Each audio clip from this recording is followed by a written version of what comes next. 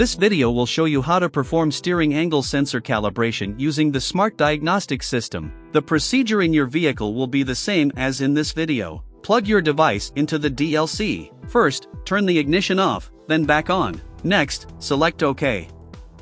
Confirm your vehicle and VIN. Then select Workshop Tools. Please turn the ignition off, then back on. Steering Angle Sensor Calibration. Steering Angle Sensor Adjustment. Follow the on-screen prompts to complete the procedure.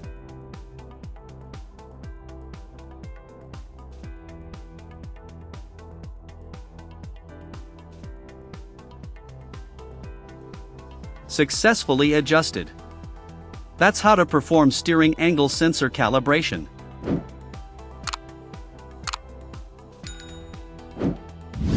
For more information, please visit us at Innova.com. Find the problem, fix the problem.